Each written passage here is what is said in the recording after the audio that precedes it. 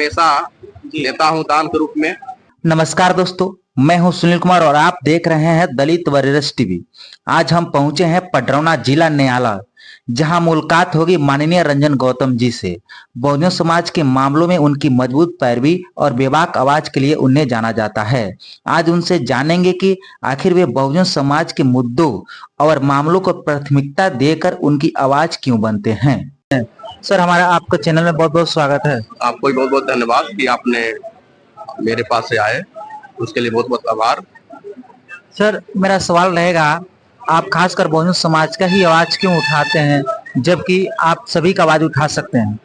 देखिए, मैं जैसे विधिक सलाहकार होने के नाते विशेष रूप से बहुजन समाज की आवाज को इसलिए आवाज में बुलंद करता हूँ कि बहुजन समाज अभी काफी पिछड़ा हुआ है, दबा कुचला है और उसको एक मोरल सपोर्ट की आवश्यकता होती है और हर समाज में मोरल सपोर्ट नहीं मिल पाता है। इसलिए मैं बहुजन समाज को प्रथम वरीयता देता हूँ।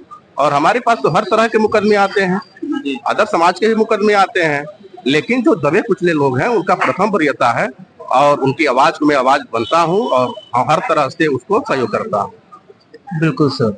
सर, आपसे एक और मैं सवाल जानना चाहूंगा, जो असहाय है, जैसे चाहे बहुजन समाज में जैसे एससी कैटेगरी के चाहे एसटी कैटेगरी के, जो जिनके घर मैंने बहुत सारे ऐसे देखे हैं कि खासकर मार झगड़े कर लेते हैं, उनके पास पैसे नहीं होते हैं, एकदम गरीब, थोड़ा सा कम पढ़े लिखे भी होते हैं, तो उनको आप कैसे गाइड करते हैं, उनको कैसे सहयोग करते हैं सर।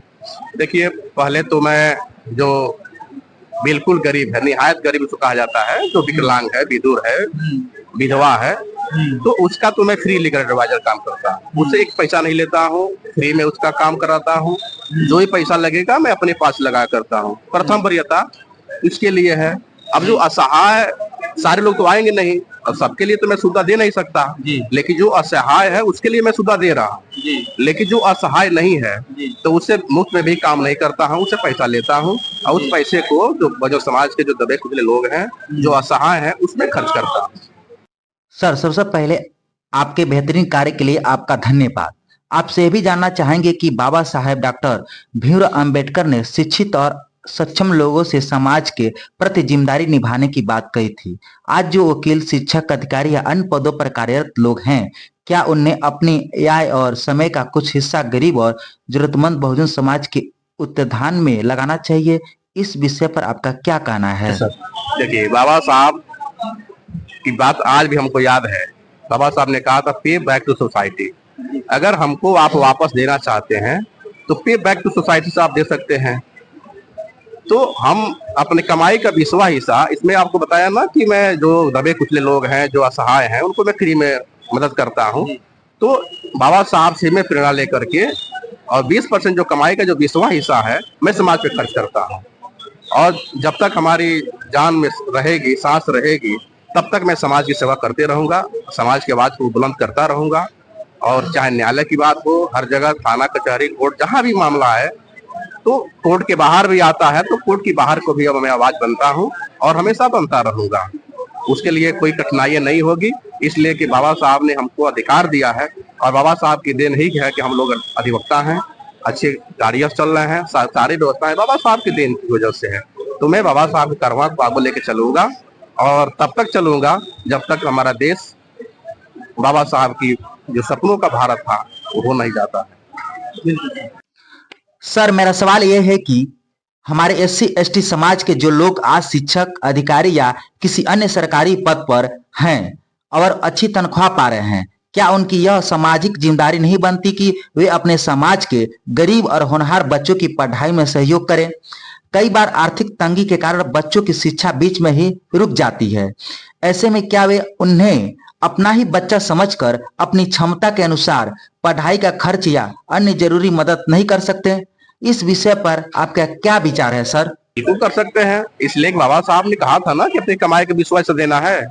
तो अगर टीचर है और उसके अंदर नैतिकता होगी, बाबा साहब को अगर पढ़ता होगा, जानता होगा, तो निश्चित रूप से समाज को मदद करेगा और अब वो अपने पैसे से भी 5 लोग 10 लोगों को पढ़ा सकता है। ऐसा नहीं है कि नहीं पढ़ा सकते हैं, पढ़ा सकते हैं। जैसे हम लोग भी समय समय पे प्रत्येक साल मेधावी छात्र छात्राओं को हम लोग सम्मानित करते हैं।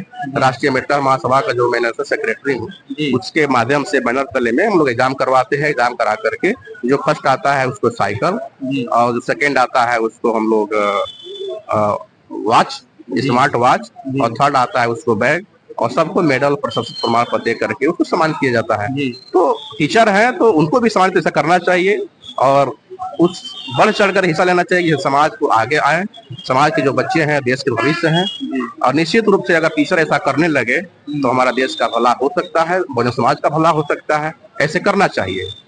बिल्कुल। मैं आपसे आखिरी सवाल ये करूंगा कि जो गरीब असहाय लोग हैं वो कैसे आपसे संपर्क कर सकते हैं? देखिए, हमारे पास हमेशा 24 घंटा खुला हुआ है। कोई भी असहाय व्यक्ति हो, गरीब हो, मुल्जिम हो, या असहाय हो, विकलांग हो, विधुर हो, अगर कम पढ़ा लिखा है, मंद बुद्धि है, वो भी हमसे मिल सकता है। विभाग मिल सकता है, उसके लिए ऑफर है।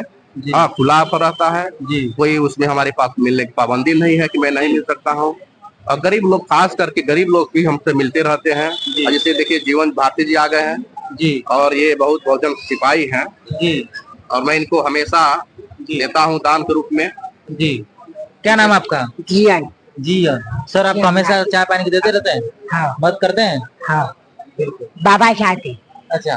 बाबा साहब काशीराम मुक्त भारतीय बांजी। हाँ। जय भीम, जय भारत। हम साहब साथ हैं मदद मांगने के लिए, मदद करते हैं? हाँ।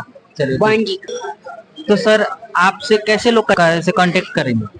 अब देखिए, मैं सोशल मीडिया पे जो एडवोकेट रंजन गौतम के नाम से मेरा फेसबुक आईडी है, उस पे मैं नोटिफिकेशन, मेरा नंबर है, उस पे भी आप ले सकते हैं। या बीच बीच में मैं सोशल एक्टिविटी डालता हूँ कि किसी भी कानूनी सलाह, फ्री लीगल एडवाइजर के लिए, तो उसमें भी नंबर मैं देते रहता हूँ। आप इस बिल्कुल संपर्क कर सकते हैं। पूरे देश विदेश से भी लोग हमको सलाह के लिए फोन करते रहते हैं। तो उससे भी आप अपना नंबर डाल दीजिएगा, मैं आपको नंबर दे दे रहा हूँ, तो उसमें आप डाल दीजिएगा, सीधे लोग हमसे मिल सकते हैं। और विशेषकर से मैं लोगों से मैं निवेदन करूंगा कि खाली टाइम में ही लोग फोन करें। सुबह के 6 बजे से 8 बजे तक सुबह, और मॉर्निंग में 6 बजे के बाद ही संपर्क करें, इसलिए कि बीच में कोर्ट का आदमी बिजी रहता है, ज्यादा समय नहीं दे पाता हूँ। फिर भी मैं प्रयास करता हूँ कि सारे फोन को मैं अटेंड करूँ, सबकी मैं सलाह को पूर्ण रूप से दूं।